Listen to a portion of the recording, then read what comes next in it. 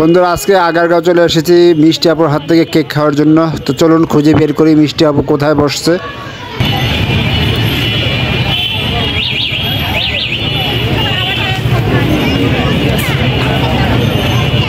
ওই যে পেয়ে গেলাম মিষ্টি আপুকে, দেখি ক্যামেরাটা দাও, একটু মিষ্টি আপুকে ভিডিও করে দেই।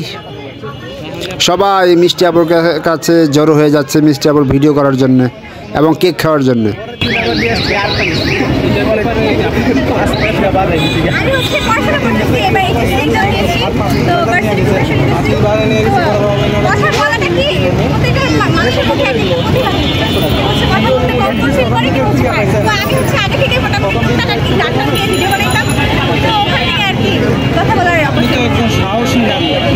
কথা বলেন, আপনার কথা শোনার জন্য অনেক মানুষ আসে, কেক কিনতে আসে।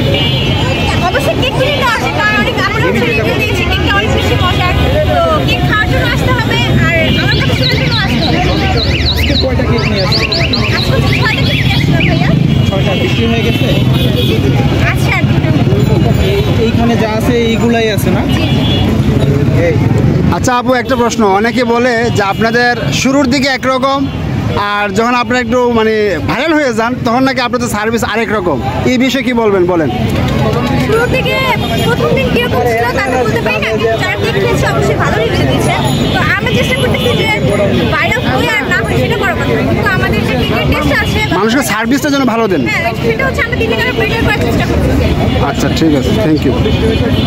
আচ্ছা আরেকটা কথা বলি, যারা নতুন বিজনেস করতে চাচ্ছে, হ্যাঁ সাহস পাচ্ছে না যে মানুষ কে কি বলে, ওদের উদ্দেশ্যে আপনি কি বলবেন? যেমন আপনি তো প্রথম আসার আগে হয়তো ভাবছেন যে আমার কি যাবো, কেমন হবে, সেল হবে, এখন ওদের উদ্দেশ্যে কি বলতেছেন? প্রথমত আমাদের মনের মধ্যে একটা ভয় থাকে যে আমাদের আশেপাশের লোকজন কি বলবে, আমরা কেক সেল করতেছি। তো এরকম মানুষের কথাবার্তা বা আমাদের যে কোনো মানুষের খারাপ দিক ভালো দিক সবই থাকে। অবশ্যই অবশ্যই প্রত্যেকটা মানুষের যে আমাকে ভালো কমপ্লিমেন্ট করতে সেটার কোনো কথা নেই, গ্যারান্টি নেই। তো অবশ্যই আমাদেরকে একটু চলতে হবে, তার জন্য আমাদের মানে সমাজের মানুষের কথায় কান না দিয়ে নিজের মনোবল, মেন কথা হচ্ছে সাহস করে আসতে হবে, তাই তো? মনোবল নিয়ে আর কি রাস্তায় সাহস করে আসতে হবে। Thank you, thank you.